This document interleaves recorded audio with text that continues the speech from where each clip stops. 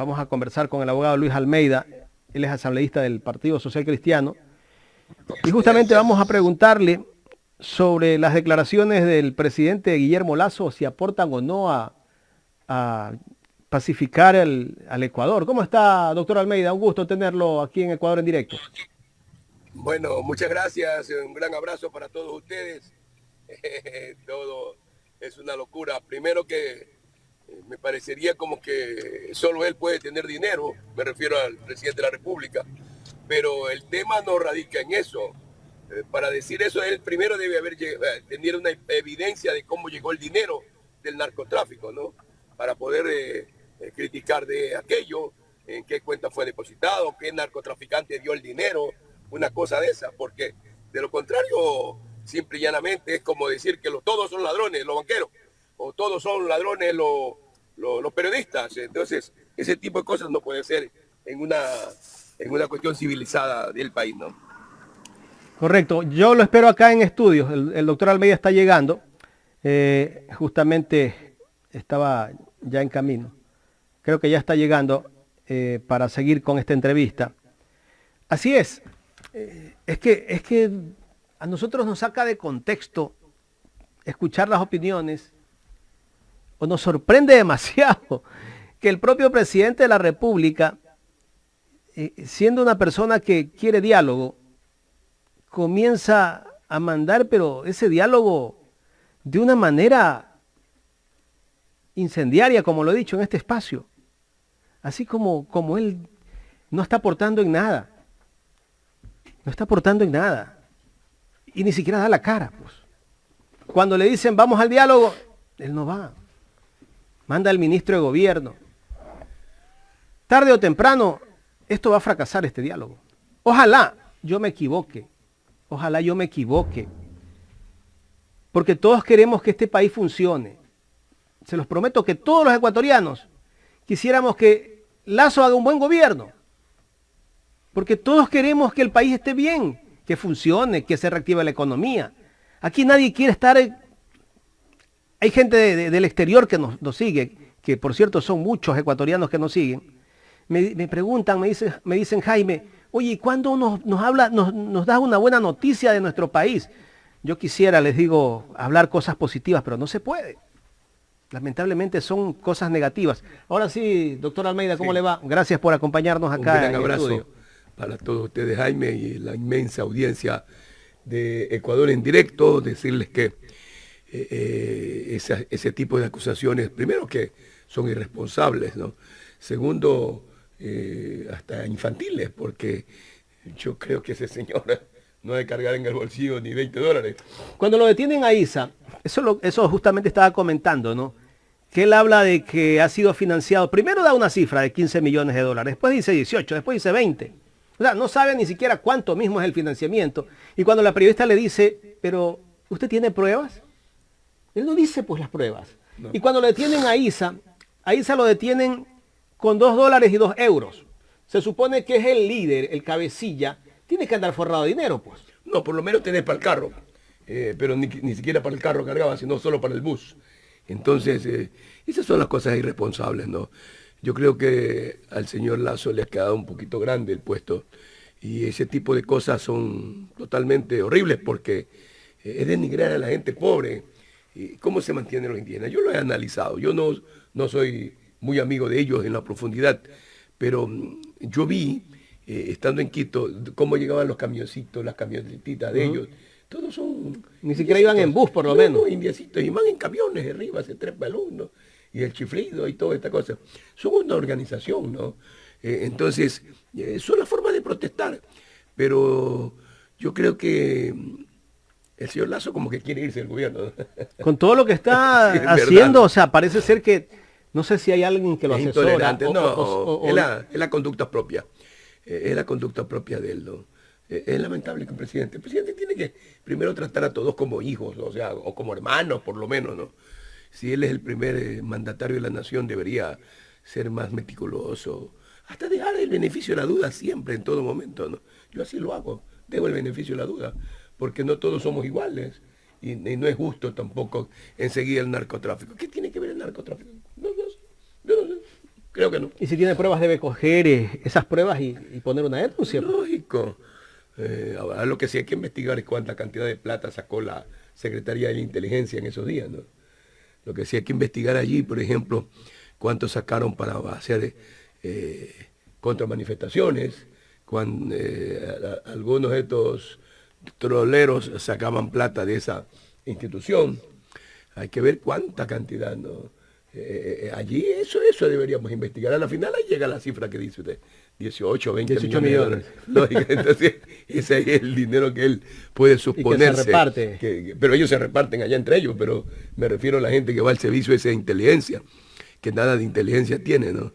Que si hubiera sido... Y ahora, el secretario de inteligencia fue el primero que salió también a decir que los indígenas eran financiados por el narcotráfico, el señor Fausto Cobo. Sí, el Fausto Cobo, yo creo que está fuera de foco, ¿no? En realidad él no es ningún político ni ningún estratega, ¿no? Pero piensan que con esa manera de actuar hecho los bravucones, el presidente que le gusta esa actitud, van a dar éxito. El país no es tonto. El país sabe que aquí lo que hay es un gran perjuicio a todos nosotros. La gente se movió porque no solamente el aceite está caro, el atún, todas las cuestiones industrializadas están caras, inclusive los otros alimentos. Entonces nuestra gente que no tiene circulante, que no hay circulante en la calle, ¿de qué vive, de qué come? Ese es el problema. Hay gente que no tiene ni para comer una vez al día. Oiga, no tiene ni $1. Yo he visto gente así, que a veces he tenido que invitarlos a almorzar un ratito, porque la gente andaba, se desmayaba.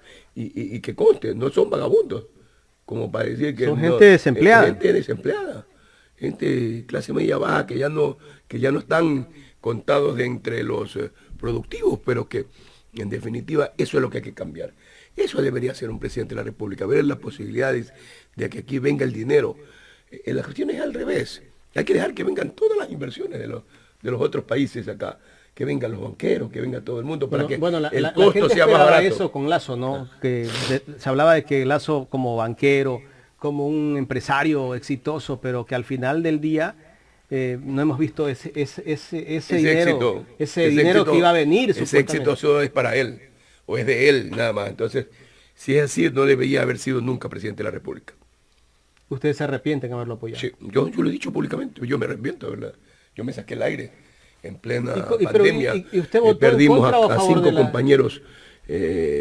5 compañeros por COVID.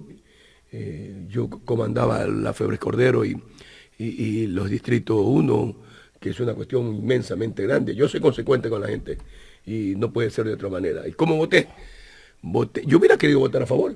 Yo no le puedo decir que no. Pero hubo una resolución del partido que tenía sentido también, ¿no? Para que no nos vayan a decir que nosotros hemos votado a un presidente, al otro presidente, al otro presidente.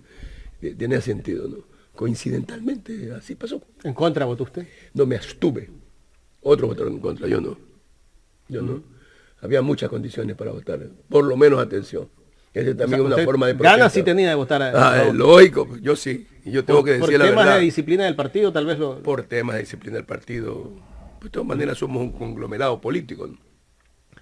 Pero muchísima gente, yo tuve siquiera unos 5.000 mensajes en WhatsApp. Lucho, esperamos tu voto. Y no son gente de ningún partido, gente pobre. Y en la calle me decía, Lucho, tienen que votar a favor. La gente en la manifestación de Quito, que a mí no me han agredido ni nada de eso, Lucho, esperamos su compromiso de votar por el pueblo. ¿A usted no lo presionaron? Porque hay denuncias de que han presionado a asambleístas para que voten a favor de la destitución. No, tampoco. No, a mí no se me acerca nadie ahí. No, ¿por qué? No, es que justamente hay denuncias, ¿no? Que había plata para otro. De que supuestamente habían tantas llamadas a todos los asambleístas a presionarlos. No. Eso no pasó. No, eso no es imposible. Bueno, vamos con otro tema, doctor Almeida. Esta semana ya se trata el tema de la segunda vicepresidenta de la Asamblea. ¿Cómo va a votar el Partido Social Cristiano? Vamos a votar nosotros como debemos votar, porque la señora, primero que tenemos un presidente, tiene que ser el primer vicepresidente mujer, y ella es la segunda vicepresidenta. O sea, había que cambiar para que sea la primera vicepresidenta mujer, tiene que ser y el segundo vicepresidente hombre, porque antes acuérdese usted que era mujer la presidenta. Ahora, el gobierno hace esfuerzos por mantener a la Yori ahí, y hay dineros de esa Secretaría de Inteligencia que han sacado, sea la información que estoy investigando todavía, para ver cuánta cantidad de plata movieron en esos tiempos, o sea, para justamente tratar, como que si algunos jueces tienen precio en este país, no todos tienen precio, ¿no? En todo caso, esas presiones han habido, no solamente hubo con Murillo ese arreglo o esa exigencia, felizmente este juez solamente le escuchaba. A eso yo le pido a todos los jueces, grábenle y láncelo a las redes sociales, láncelo, para que la justicia por lo menos sea equilibrada y sea la razón de la prueba y de la ley, ¿no? Correcto. ¿Todavía sigue buscando regresar a la Asamblea, a la presidencia Guadalupe Llori? Es que al señor Lazo le conviene, parece como que está enamorado de ella. No que debe enamorado, pero en todo caso, la señora Llori sí era una fiel servidora de él, ¿no? Mire usted, y de Pachacuti. De Pachacuti, que prácticamente ese partido se ha desgranado, ¿no? Qué horrible. Ahí ganaron ellos ganaron por Yacu. Y traicionaron a Yacu. Pero a alguna gente le importa a veces solamente la cuestión económica del momento. Ese es el tema. Claro. Ahora, nosotros le ganamos la presidencia de la Asamblea con más votos, inclusive. Y nosotros tenemos una mayoría en el Parlamento ecuatoriano fuerte, firme, para cambiar las cosas en favor del país. ¿Hay los votos para la destitución de la señora Yesenia Guamán? Sí, hay los votos. ¿Cuántos votos hay? 97 más o menos. 97 votos. Es que tiene que haberlos, porque es que no puede ser de otra manera, ¿no? Y aquí la Democrática tiene 2 delegados en el Consejo de la Legislatura, no puede ser, solo uno debe tener. Entonces no puede ser, es una equivocación. Correcto. Estamos dialogando con el abogado Luis Almeida, él es asambleísta del Partido Social Cristiano. Bueno, en esta semana es la votación.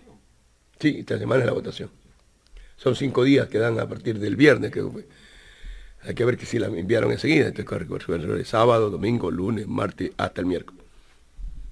Ahora, la señora Guamaní dice que hay algunos movimientos y partidos políticos que están detrás de su espacio y que quieren también llenar todo ese espacio. No es nada antidemocrático. ¿Va a poner algún candidato? No es nada antidemocrático, eso es democrático. Y ella que entonces yo también le podría decir, ustedes quieren todo para ustedes y nada para los otros. Claro. Cuando nosotros somos un partido mucho más grande, el caso del Partido Social Cristiano, por ejemplo. ¿Ustedes van a poner candidato a alguna? Tendremos que poner un puesto en el CAL, que es lo correcto, ¿no?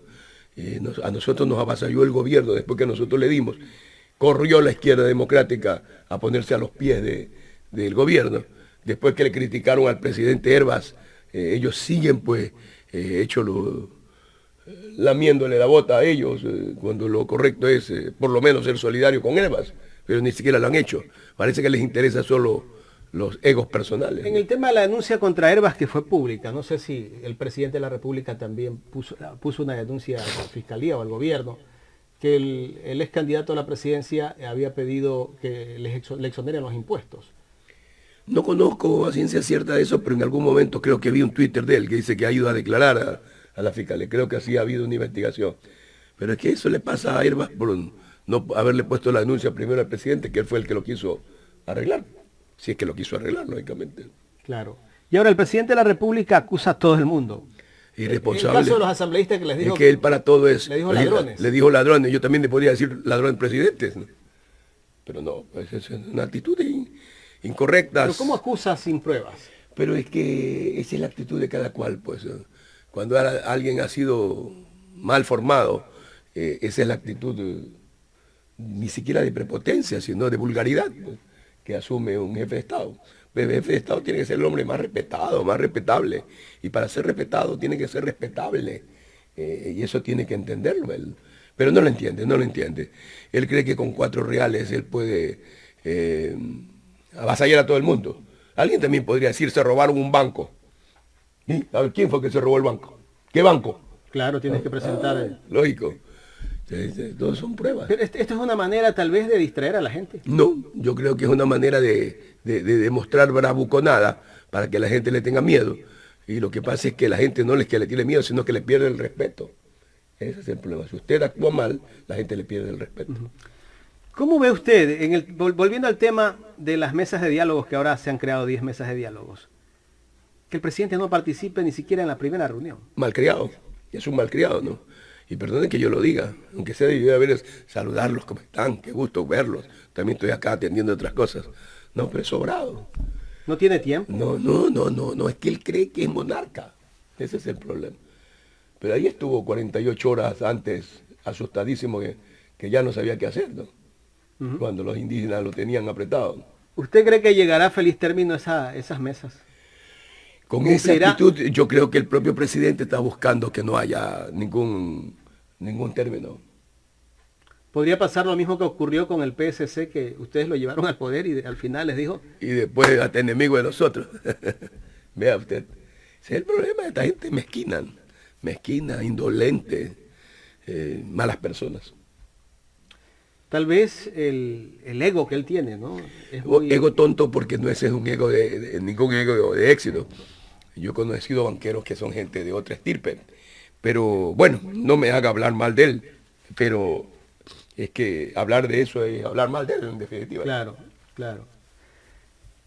¿Cómo cree usted, abogado Almeida, que se solucionan los problemas de este país? Con amor patrio. Si usted no tiene amor patrio, no soluciona nada. Si él quiso ser presidente, era para servir al país. Yo decía que su experiencia nos valía ser comerciante de comerciantes para que nuestro Ecuador mejore. Chuta, yo pedía el voto por eso, ¿no? Y le decía a la gente, yo necesito los proyectos estos para que él los ponga desde el punto de vista del Ejecutivo. Pero enseguida se peleó con nosotros y no le dio nada a los pobres. Ese es el tema. ¿Por qué se pelea con ustedes?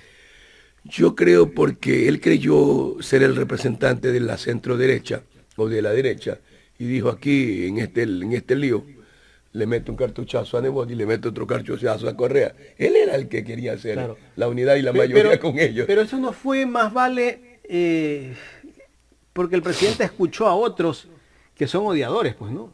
Hay un grupo de es que los otros pueden ser odiadores, él puede ser odiadores, pero yo no soy odiador, pues entonces, en el momento en que él asume eso, lo está aceptando él. No, yo creo que la conducta es de él. De él. Lógico. Entonces los otros simplemente no le meten fuego. No es que influye a otra persona, ¿no? Yo no creo. Es él. 10 años de candidato, más de 10 años de candidato para ver un presidente. Para ver qué quiere ser. O sea, yo quise nuevamente volver política tiene mucho más. Al Parlamento ecuatoriano para, por ejemplo, hacer unos 2 o 3 proyectos, el libre ingreso a la universidad, hacer el proyecto revolucionario más grande de reforma agraria para otorgarles las escrituras de los solares rurales a cada gente que vive como vivientes en las propiedades agrícolas. Usted no se ha dado cuenta, acá en Guayaquil sí le damos la escritura de los 300 o 500 metros. Hay gente que tiene años trabajando en la tierra. Ahí vive abuelo, tatarabuelo. Ahí nací yo, me pongo yo en el plano de yo nací ahí nació mi mamá, mi abuelo, mi tatarabuelo, en ese mismo sitio. Y nunca ha sido propietario de ese solar. Yo no estoy hablando de la tierra productiva, estoy hablando de los vivientes. En cada una de las propiedades agrícolas hay 20, 30 personas que viven ahí como arrimadas, hermano. Ese es el proyecto humano más trascendental. A eso fue Lucho Herrera. Habrá, lógico, que ha trabajado en esa propiedad, que ha ido a trabajar en la propiedad de al lado, que ahí vivió su hijita y su hijito también trabaja acá. Ese tipo de cosas, esa sensibilidad humana. Habrá que preguntarle al presidente a qué fue, ¿no? Si solo fue a comprar el Banco del Pacífico o solo fue a privatizar CNT. O sea, yo he tenido esos nortes. Ahora preguntémoslo a él qué norte es. ¿Ustedes están de acuerdo con la venta del Banco del Pacífico? No, yo no estoy de acuerdo con la venta del Banco del Pacífico. Y no creo que tampoco el partido, porque en esas circunstancias no beneficia a nada. Dicen que para darle alimento a los niños que están sin alimentación los primeros meses y años, sí, eso no y les quieren dar $50, mínimo son $250 por niño, para que sea un niño inteligente. Oiga, con la ganancia del Banco del Pacífico anualmente, que creo que es alrededor de 80 a 120 millones, con esos 80 a 120 millones, hago el proyecto. No, quieren vender el banco porque yo quiero el banco para mí. Ahora, chuta, hay una propuesta de ley por parte de uno de los asambleístas de UNES que justamente conversábamos el otro día, el doctor Pavel Muñoz, de que ese banco se lo pase al IES también. Eso es una alternativa porque el Estado le debe mucho dinero al IES. Entonces, si ya no quieren tener tanta administración en el Estado. No, pero ellos lo quieren es venderlo Vender a un para banco vendérselo a un extranjero. amigo mío. ¿Sí me explico? Supuestamente, a un amigo mío. Y ese amigo mío soy yo. ¿Sí me explico? Para después decir, ve, Banco Pichincha, yo soy más fuerte que ti. O todos los otros bancos, yo soy más fuerte que ti. Entonces, ahora hay que preguntarle, alguna vez que lo entreviste usted al señor Guillermo Lazo, pregúntele cuál era su ambición de llegar al poder. Si le va a decir, Claro, a porque... subirle el sueldo a la gente, subió fue $7, no 25. ¿Y cuánto ha subido todo? ¿Y cuánto ha subido todo? Hoy en día, en realidad, ¿cómo es? La canasta básica está en $850, $900. Le digo porque yo mismo me voy a comprar para estar seguro. Claro, todo ha subido. Yo justamente hablaba al inicio de este programa. Y el que no gana $400, ¿qué hacemos? ¿De dónde saca ¿De el dónde dinero? saca? Pues no tiene ni siquiera para Y comer. el que no tiene un ingreso, ¿de dónde saca? Hay mucha gente. Oiga, Oiga, yo creo que en el Ecuador hay más de 80% de personas así. Y ahora hay gente que no Por tiene... eso ese 97% que estaba de acuerdo con las protestas, porque no eran protestas de la CONAIE solamente, sino una protesta contra la carestía de la vida. Era un 97%. Esas encuestas que saca Cedatos de que la gente está en contra de la destitución del presidente, el 64%. Eso ha de costar, ¿Usted cree que esas encuestas son reales? $300.000 de costar eso. Para mentir, no puede ser. O sea, Claro, porque vea, veíamos en la calle otra cosa. nosotros hicimos una. Y había un 75% de gente que lo quería fuera. Al presidente. Sin embargo, por darle estabilidad al país, no lo votamos. ¿Y qué pasa si vuelven a ocurrir los mismos problemas de aquí a unos meses? La responsabilidad es del presidente, porque no entendió. Por eso es que usted me hubiera escuchado. Yo le mandé el discurso mío, que hay que cambiar, hay que Sí, aprender, hay que remozarse. Esos conceptos no los está aplicando. Por ejemplo, este ataque a este señor Isa, lo que está haciendo es convirtiéndolo en líderes más fuertes. Y no le sorprenda que sea ganador el señor Isa de la próxima presidencia. Está viendo cuco por todos lados.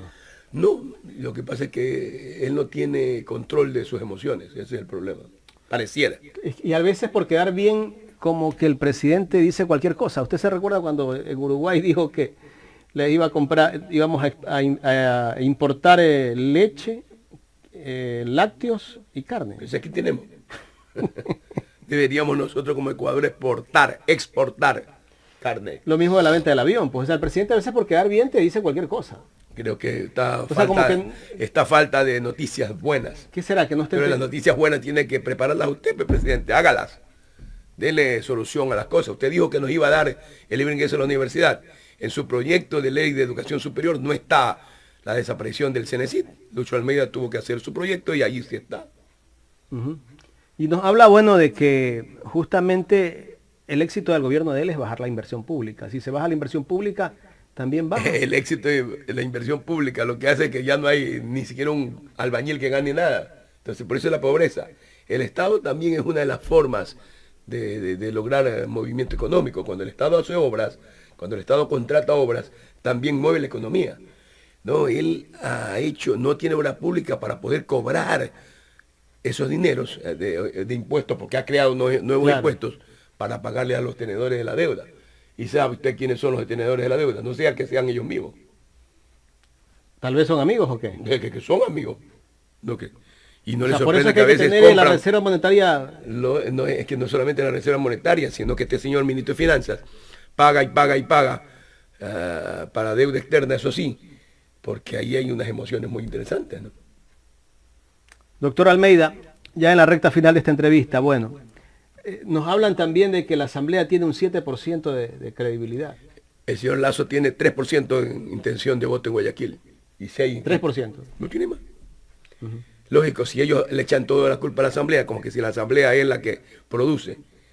Pero son hasta malas personas, porque la criticaban a la señora Yori, que era su empleada ahí.